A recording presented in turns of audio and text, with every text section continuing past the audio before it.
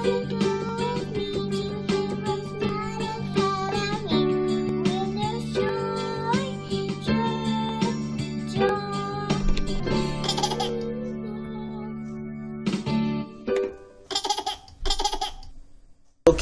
hello boys and girls and moms and dads. Welcome to HeroesMart Academy. This is 5th grade social studies, week number 27. Today we're going to do a quick review of patterns of settlement, especially in the state of Texas, which I believe that we did that last year in 4th grade. But since this is 5th grade, we're getting ready to graduate from elementary. It's important that we remember what we studied in prior grade levels. Alright. So what are the different types of settlement patterns that we studied? Well, there is something called dispersed. Okay, can you remember dispersed settlement? Okay, there's another one called nucleated, and then there's another one called linear. Well, in the dispersed kind of settlement, homes are built in a scattered terrain. In other words, there is no structure to the way people build their homes. Somebody's going to build a home over here, and the person's going to build over there. Another person's going to build a little bit to the east over there. It's just dispersed. But in a nucleated fashion, homes are going to be built around a center point. Okay, so there is going to be some kind of a center of attraction over there, and you are going to see that, well, homes are built around that center. So prior to the European occupation of Texas, Native American people built their homes a little bit more like in a nucleated fashion. You know, they're going to build around city centers like the market or some other place that people typically congregate in. It's called a nucleated kind of settlement. Okay, but these kind of settlements have changed over time.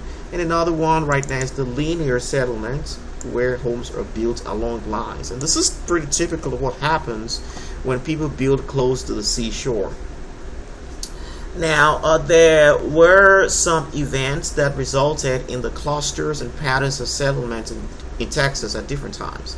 So during the Texas Revolution of 1820 to 1836, early settlers of Texas came as a result of the Spanish missions.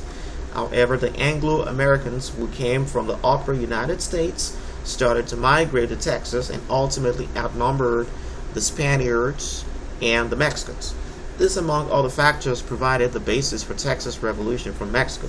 Now, during the Revolution of Texas from Mexico, Texas was mostly made of Anglo-American settlers who settled from San Antonio to the coastal regions. And there were only 3 settlements in the province of Texas in 1820. So that kind of settlement is going to be along the coast, which is going to be pretty much like a linear kind of a settlement, a little bit. Alright, now air came in the late 1800s as railroads were constructed. People started migrating to other parts of Texas, such as Fort Worth and Dallas, and railroads were instrumental to huge economic growth of Texas. And that occurred mostly around the Civil War era of Texas. Now guess what the pattern of settlement is going to be? It's going to be dispersed, because they have the mechanism right now to travel to multiple and many other places all around the state of Texas. Now post World War II, the World War II ended in 1945. Manufacturing quadrupled in Texas. Permanent population increased and urbanization increased. Guess what? More dispersed kind of settlement. And that's what happened all through the state of Texas. You are going to see right now that cities are just all over dispersed in the state of Texas. What are the major cities in Texas? Well, we got Houston here. We have San Antonio. We have Dallas. We have Austin. We have Waco, Texas. And there's Fort Worth and other kinds of cities all around the state of Texas as well. Alright, so I got an exercise for you, which you're welcome to do as a homework.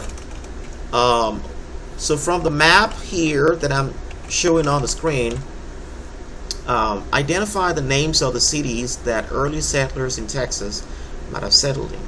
Alright, so we learned that early guys in Texas, they lived somewhere around the coastal regions. So the coastal regions are going to be somewhere around here. So where do you think they would have settled in if you map it up to? Right, it's going to be Houston, right? So around Houston area, Victoria, Corpus Christi, you're going to see right here. And that's going to be the answer. All right, from the map above, map major cities to the regions in Texas. So Houston is going to be located in the coastal plains.